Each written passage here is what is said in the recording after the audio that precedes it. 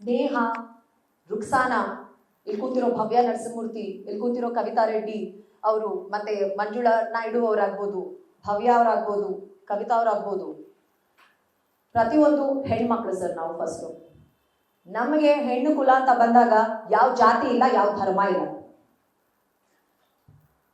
ಹೆಣ್ಣು ಮಕ್ಕಳ ಮೇಲೆ ಆಗ್ತಿರುವಂತಹ ದೌರ್ಜನ್ಯ, ಲಿಂಗಾಧಾರಿತ ದೌರ್ಜನ್ಯ, ಇದ್ರ ಬಗ್ಗೆ ಅಷ್ಟೇ ಮಾತಾಡ್ತೀವಿ. ಆ ಹೆಣ್ಮಕ್ಳು ಮುಸ್ಲಿಂ ಆಗಿರ್ಲಿ, ಹಿಂದೂಗಳಾಗಿರ್ಲಿ, ಇಂತಹ ಸೆಕ್ಷುವಲ್ ಪ್ರಿಡೇಟರ್ಸ್ ಹಿಂದೂಗಳಾಗಿರ್ಲಿ, ಮುಸ್ಲಿಮ್ರಾಗಿರ್ಲಿ, ನಮ್ದವ್ರ ಸೆಕ್ಷುವಲ್ ಪ್ರಿಡೇಟರ್ಸೇ, ಕ್ರಿಮಿನಲ್ಸೇ. ಆದ್ರೆ ಬಿಜೆಪಿ ಆ ರೀತಿ ಟ್ರೀಟ್ ಮಾಡಲ್ಲ. ಇವಾಗ ಪ್ರಶ್ನೆ ಕೇಳ್ಬೋದು ನೀವು, ನೇಹಾ ವಿಚಾರ ಬಂದಾಗ ಮಾತಾಡಿಲ್ಲ ಅಂತ. ಪ್ರತಿಯೊಬ್ರು ಕಾಂಗ್ರೆಸ್ ಅವರು ಅದರ ಬಗ್ಗೆ ಮಾತಾಡಿದೀವಿ, ಅದು ಕೂಡ ಇನ್ವೆಸ್ಟಿಗೇಷನ್ ನಡೀತಿದೆ. ಅದು ಎಷ್ಟು ಕ್ರೌರ್ಯವಾಗಿದೆಯೋ ರುಕ್ಸಾನಾ ಮೇಲಾಗಿದ್ದು ಅಷ್ಟೇ ಕ್ರೌರ್ಯವಾಗಿತ್ತು. ಇವತ್ತು ಈ ಮನುಷ್ಯ ಪ್ರಜ್ವಲ್ ರೇವಣ್ಣ ಮಾಡಿರುವಂತಹ ಕೃತ್ಯ ಇದೆಯಲ್ಲ, ಕರ್ನಾಟಕದ ಇತಿಹಾಸ ಅಲ್ಲ, ಭಾರತದ ಇತಿಹಾಸದಲ್ಲೇ ಯಾವ ಜನಪ್ರತಿನಿಧಿನೂ ಇಂತಹ ಕೆಲಸ ಮಾಡೋ ಧೈರ್ಯನೂ ಮಾಡಿಲ್ಲ, ಇಷ್ಟು ದರ್ಪನೂ ತೋರಿಸಿಲ್ಲ, ಅಧಿಕಾರದ ದರ್ಪ ಈ ಮನುಷ್ಯನಿಗೆ. ಇವತ್ತು ಸರ್ ಆ ಹೆಣ್ಮಕ್ಳು ಇದಾರಲ್ಲ, ಸಾವಿರಾರು ಹೆಣ್ಮಕ್ಳು, ಅವರೆಲ್ಲ ಧ್ವನಿ ಇಲ್ದಿರುವಂತ ಹೆಣ್ಮಕ್ಳು. ಇಲ್ಲೇನೋ ನಾನಾಗ್ಬೋದು, ಕವಿತಾ ರೆಡ್ಡಿ ಅವರಾಗ್ಬೋದು, ಮಂಜುಳಾ ನಾಯ್ಡು ಅವರಾಗ್ಬೋದು, ಭವ್ಯ ಅವರಾಗ್ಬೋದು, ನಾವು ಮಾತಾಡಿದ್ರೆ ಮೀಡಿಯಾದವ್ರು ಕೇಳಿಸ್ಕೋತೀರಿ, ಪಬ್ಲಿಷ್ ಮಾಡ್ತೀರಿ ಅನ್ನುವಂತಹ ಒಂದು ನಂಬಿಕೆಯಿಂದ ಆ ಹೆಣ್ಣುಮಕ್ಕಳ ಧ್ವನಿಯಾಗಿ ನಾವಿಲ್ಲಿ ಕೂತಿದ್ದೀವಿ. ದಯವಿಟ್ಟು ನಿಮ್ ಸಹಕಾರ ಬೇಕು ಸರ್. ಯಾಕೆಂದ್ರೆ ನಾನು ಡೀಟೇಲ್ಸ್ ಹೇಳಕ್ ಮುಂಚೆ ಹೇಳ್ತೀನಿ, ಇನ್ನು ಮುಂದೆ ಯಾವುದೇ ರಾಜಕಾರಣಿ ಆಗ್ಬೋದು, ಎಂತಹ ಪ್ರಭಾವಿ ಮನುಷ್ಯ ಆಗ್ಬೋದು, ಕರ್ನಾಟಕದ ಹೆಣ್ಣುಮಕ್ಕಳ ಬಗ್ಗೆ ಈ ರೀತಿ ಕೆಟ್ಟದಾಗಿ ಕನಸಲ್ಲೂ ಕಾಣಬಾರ್ದು, ಭಾರತದ ಹೆಣ್ಣುಮಕ್ಕಳ ಬಗ್ಗೆನೂ ಕೆಟ್ಟದಾಗಿ ಕನಸಲ್ಲೂ ಕಾಣಬಾರ್ದು. ಆ ಮಟ್ಟಕ್ಕೆ ತಗೊಂಡು ಹೋಗ್ಬೇಕು ಅಂದ್ರೆ ನಮ್ಮ ಸರ್ಕಾರ ಈಗ SIT ರಚನೆ ಮಾಡಿದೆ. ಅದರ ರಿಸಲ್ಟ್ ಏನ್ ಬರುತ್ತೆ? ಪ್ರಜ್ವಲ್ ರೇವಣ್ಣಂಗೆ ಸರಿಯಾದ ಶಿಕ್ಷೆ ಆಗ್ಬೇಕು. ಇದು ಒಂದು ಲೆಸನ್ ಆಗ್ಬೇಕು. ಭಾರತ ದೇಶದಲ್ಲಿ ಏನು MLAಗಳಿದಾರಲ್ಲ ಬಿಜೆಪಿಲಿ, ರೇಪಿಸ್ಟ್ಗಳು ಗೊತ್ತಿರ್ಬೇಕು ನಿಮ್ಗೆಲ್ಲ. ಹತ್ರಸ್ ರೇಪಿಸ್ಟ್ ಬಂದು ಒಂದು MLA ಅಂತ. ಕತುವಾ ರೇಪ್ ಆದಾಗ ಏನಾಯ್ತು ನೆನಪಿದ್ಯಾ ನಿಮ್ಗೆಲ್ಲ?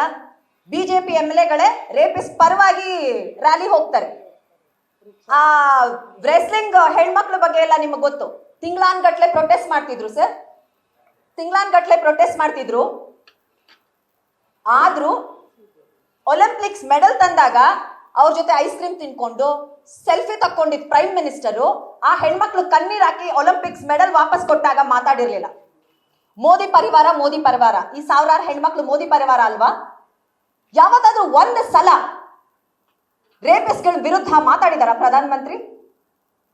ಇವತ್ತು ಅಲಯನ್ಸ್ ಮಾಡ್ಕೊಂಡಿದಾರಲ್ಲ JDS, ನಿಮ್ಗೆಲ್ಲ ತಿಳಿದಿರುತ್ತೆ, ನಿಮ್ಮ ಹತ್ರ ಕಾಪಿನೂ ಇರುತ್ತೆ. ದೇವರಾಜೇಗೌಡರು ಒಂದು ಲೆಟರ್ ಬರೆದಿದ್ರು ನರೇಂದ್ರ ಮೋದಿ ಅವ್ರಿಗೆ, JDS ಅವ್ರ ಜೊತೆ ಅಲಯನ್ಸ್ ಮಾಡ್ಕೋಬೇಡಿ ಅಂತ.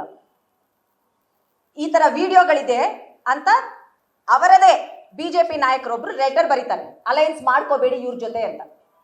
ಆದ್ರೂ ತಿಳಿದಿದ್ರು ಬಿಜೆಪಿ ಅವರು ಅವರ ಒಂದು ರಾಜಕೀಯ ಲಾಭಕ್ಕೋಸ್ಕರ ಕರ್ನಾಟಕದ ಹೆಣ್ಣು ಮಕ್ಕಳ ಸ್ವಾಭಿಮಾನ, ಸುರಕ್ಷತೆನ ಇವತ್ತು ಆ ಮನುಷ್ಯ ತಿರ್ಗಾ MP ಆದ್ರೆ ಅಂತಾನು ಯೋಚನೆ ಮಾಡದೆ ಅವ್ರಿಗೆ ಟಿಕೆಟ್ ಕೊಟ್ಟು ಅವ್ರ ಜೊತೆ ಅಲಯನ್ಸ್ ಮಾಡ್ಕೊಂಡು.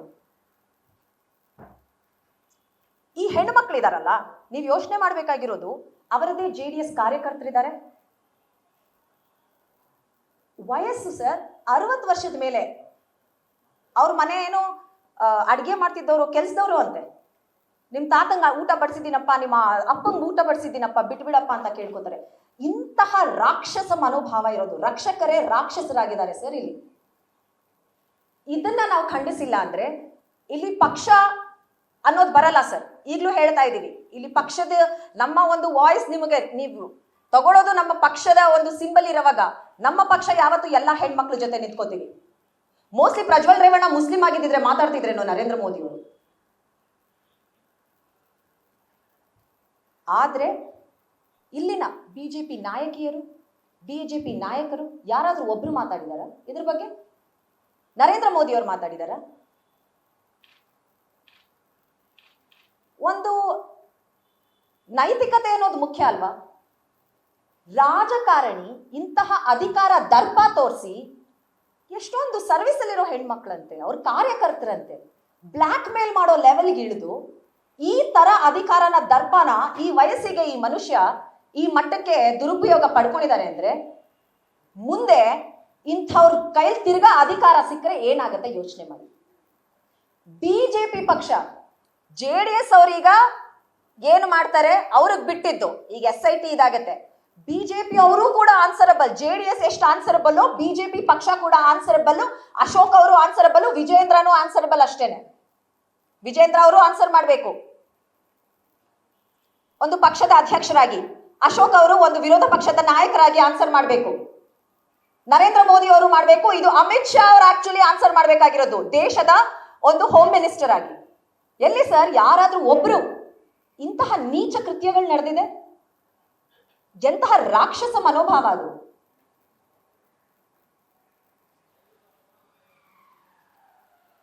ಇಂತಹ ಸೆಕ್ಷುವಲ್ ಸೀರಿಯಲ್ ಅಫೆಂಡರ್ಸ್ ಇದಾರಲ್ಲ, ಇಂಥವರಿಗೆ ಸರಿಯಾದ ಶಿಕ್ಷೆ ಆಗಿಲ್ಲ ಅಂದ್ರೆ ಅಧಿಕಾರದಲ್ಲಿ ದರ್ಪ ತೋರಿಸಿ ಸೆಕ್ಷುವಲ್ ಅಫೆಂಡರ್ಸ್ ಇವರು. ಈಗ ಈ ಹಿಂದೆ ಕರ್ನಾಟಕದಲ್ಲಿ ಇತಿಹಾಸದಲ್ಲಿ ನೋಡಿದ್ರೆ ಆ ಉಮೇಶ್ ರೆಡ್ಡಿ ಒಬ್ರು ಸೀರಿಯಲ್ ರೇಪಿಸ್ಟ್ ಮತ್ತೆ ಕಿಲ್ಲರ್ ಇದ್ರು. ಅದು ಬಿಟ್ರೆ ಇಂತಹ ಕೃತ್ಯ, ಇಂತಹ ಸೀರಿಯಲ್ ಸಾವಿರಾರು ಹೆಣ್ಮಕ್ಳಿಗೆ ಮೇಲೆ ಈ ರೀತಿ ಆಗಿರೋದು ಇದೇ ಕೇಸೆ ನಾವು ನೋಡ್ತಾ ಇರೋದು. ಬಹಳ ಕರ್ನಾಟಕದ ಜನತೆ ಸ್ವಲ್ಪ ಯೋಚನೆ ಮಾಡಬೇಕಾಗಿರುವಂತಹ ವಿಷಯ. ಕರ್ನಾಟಕದ ಮಹಿಳೆಯರ ಒಂದು ಮರ್ಯಾದೆ ಪ್ರಶ್ನೆ, ಕರ್ನಾಟಕದ ಹೆಣ್ಣು ಮಕ್ಕಳ ಬಗ್ಗೆ ಯಾರು ಕನ್ಸಲ್ಲೂ ಇದನ್ನ ಯೋಚನೆ ಮಾಡಬಾರ್ದು. ಬರೀ ಕರ್ನಾಟಕ ಅಲ್ಲ, ಭಾರತದ ಹೆಣ್ಮಕ್ಳು ಆ ರೀತಿ ಕರ್ನಾಟಕದ ಜನತೆ ಬುದ್ಧಿ ಕಲಿಸ್ಬೇಕು ಅನ್ನೋದು ನಮ್ಮ ಒಂದು ಬೇಡಿಕೆ ಕರ್ನಾಟಕದ ಜನತೆಯಲ್ಲಿ.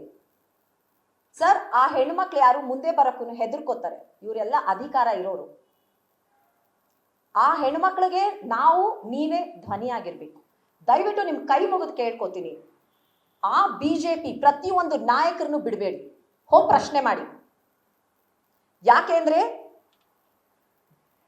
ಲಿಂಗಾಧಾರಿತ ದೌರ್ಜನ್ಯಕ್ಕೆ ಬರೀ ಜಾತಿ ಧರ್ಮ ಇಲ್ಲ ಅಂತ ಮಾತಾಡಿದೆ ನಾನು.